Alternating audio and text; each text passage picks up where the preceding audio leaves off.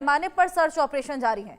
कठुआ, पुंछ, राजौरी, किश्तवाड़, उधमपुर में अभियान जारी है। दिल्ली ब्लास्ट के बाद एलओसी पर जवान अलर्ट हैं। कठुआ, पुंछ, राजौरी, किश्तवाड़, उधमपुर में ये सर्च ऑपरेशन बेहद बड़े पैमाने पर चलाया जा रहा है। आतंकवाद को जड़ से खत्म करने को लेकर ये तमाम कवायदे की जा रही हैं। आतंक के खिलाफ ये बेहद बड़ा ऑपरेशन जारी है। कठुआ, पुंछ, राजौरी, किश्तवाड़, उधमपुर में अभियान, एलओसी पर जवान अलर्ट हैं। तमाम स्ट्रेटजीज यहां पर अपनाई जा रही हैं। टेक्निकल एडवांसमेंट्स की सहायता ली जा रही है।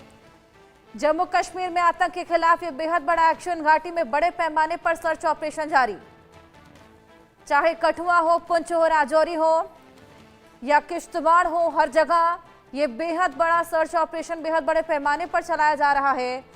सुरक्षा बलों की तमाम टुकड़ियां जगह जगह मौजूद हैं और इसी बीच हमने देखा किस तरीके से घुसपैठ की कोशिशों को नाकाम भी किया गया।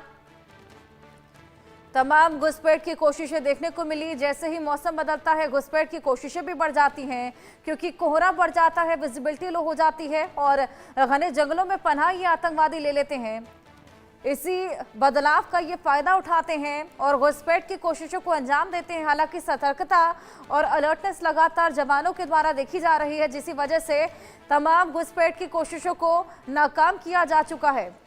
कई ऐसे आतंकी अड्डे हैं जिनको ध्वस्त किया गया। कई कई जगहों से हथियारों का जखीरा भी मिला है और ये बड़ी कामयाबी लगातार हाथ लग रही है।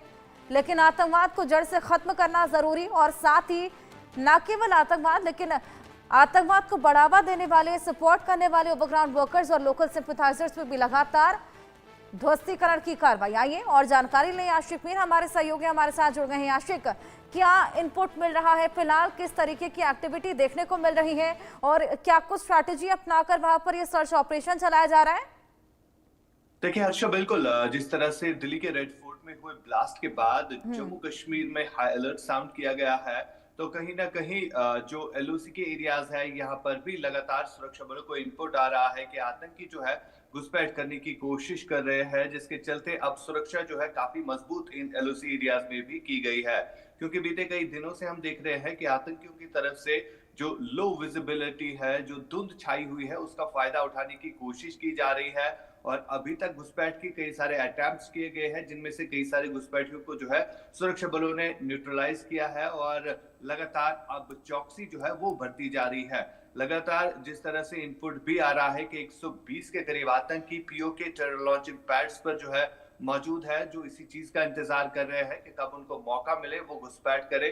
लेकिन इसके चलते बॉर्डर सिक्योरिटी फोर्सेस हो या इंडियन आर्मी लगातार तत्पर खड़े हुए हैं और तमाम तर इन चीजों को सुनिश्चित करते हैं कि कोई भी इन्फिल्ट्रेशन अटेम्प्ट जो है वो सक्सेसफुल ना हो जाए। इसके अलावा अगर हम घाटी के हिंटरलैंड्स की बात करें या घने जंगलों की बात करें, जहां पर अभी भी सेना सुरक्षा बलों का सर्च ऑपरेशन जो है वो कंडक्ट किया जा रहा है, क्योंकि 80 से ज्यादा आतंकी अभी भी घाटी में सक्रिय है, जो इन्हीं घने जंगलों में पनाह लिए हुए हैं और उनके लिए भी अलग से ऑपरेशन जो है उत्तरी कश्मीर से लेकर दक्षिणी कश्मीर और जम्मू के कुछ एक इलाकों में चलाया जा रहा है। इसके अलावा अगर हम बात करें तो लगातार जो ओवरग्राउंड वर्कर्स का नेटवर्क होता है उसको ध्वस्त करने के लिए भी अलग से जो है अभी तक कई सारे ओवरग्राउंड वर्कर्स जो है गिरफ्तार हुए हैं, जिनसे भारी मात्रा में असला और गोला बारूद के साथ साथ कई सारे इंटेलिजेंस इनपुट ये भी निकले हैं कि कहां कहां पर आतंकी छुपे हैं और आतंकियों ने किन किन जगहों पर असला और गोला बारूद जो है छुपा के रखा है।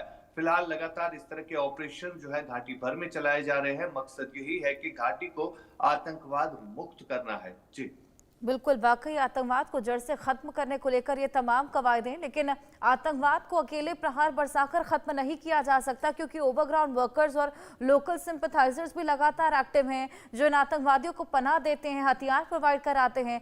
उनको यहाँ पर पकड़ने के लिए क्या कुछ किया जा रहा है? देखिए बिल्कुल, अभी तक कई सारे ओवरग्राउंड वर्कर जो है वो गिरफ्तार हुए हैं, जिनसे काफी ज्यादा लीड्स जो है वो मिली है कि कहां कहां पर ये आतंकी छुपते हैं और मकसद क्या है इन आतंकियों को जो है घाटी में धकेलना। कहीं ना कहीं काफी ज्यादा एप्स भी मिली है जिनके जरिए ओवरग्राउंड वर्कर को रिक्रूट भी किया जाता है। जिस तरह से लश्कर और जैश इस समय घाटी में सक्रिय है और इन तमाम तर आतंकियों का यही मकसद है कि आतंकी घटनाओं को अंजाम देना। जिस तरह से हमने इससे पहले पहलगाम में आतंकी घटना को देखा और उसके बाद से ही लगातार जो है ये आतंकी काफी टाइम से सक्रिय है और मकसद यही है कि ज्यादा से ज्यादा आतंकियों को घाटी में धकेलना और यहाँ पर फिर से हालातों को खराब करना। और बीते कुछ हफ्ते पहले हमने देखा था कि किस तरह से दिल्ली के रेड फोर्ट में ब्लास्ट होता है और उसके बाद कई सारे डॉक्टर जो है उसमें इन्वॉल्व पाए जाते हैं। एक डॉक्टर टेरर मॉड्यूल जो है वो भी बस्ट हुआ है और उनमें से भी कई सारे ओवरग्राउंड वर्कर जो है अभी तक पुलिस की गिरफ्त में है, जिनसे अभी भी पूछताछ जो है वो की जा रही है। जी बिल्कुल, लगातार ये प्रहार यहाँ पर देखने को मिल रहा है, ना केवल आतंकवाद को लेकर, लेकिन उसके अलावा ओवरग्राउंड वर्कर्स और लोकल सिंपथाइजर्स। लेकिन इसी बीच आशिक, हम देखते हैं जैसे ही मौसम बदलता है, विजिबिलिटी लो होती है, कोहरा बढ़ता है, घने जंगलों में पनाह ले लेते हैं आतंकी। मौसम में बदलाव के बाद से घुसपैठ की कोशिशें भी खासा बढ़ी हैं। क्या टेक्निकल एडवांसमेंट की सहायता, क्या स्ट्रैटेजी अपनाई जा रही है?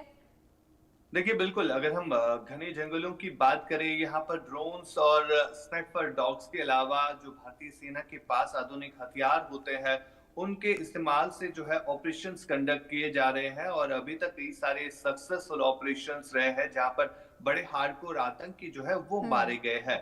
इसके अलावा अगर हम मौसम की बात करें तो घाटी में अभी भी मौसम जो है खुश बना हुआ है, लेकिन बिल्कुल इस खुशक मौसम के चलते जो है धुंध छाई हुई बिल्कुल, होती मौसम है। की वजह से घुसपैठ की कोशिशें बढ़ी हैं आशिक, लेकिन उसके अलावा यहाँ पर स्ट्रैटेजीज को अपनाकर ये आतंकवाद पर प्रहार लगातार जारी। नजर बनाए रखिएगा। बहुत शुक्रिया।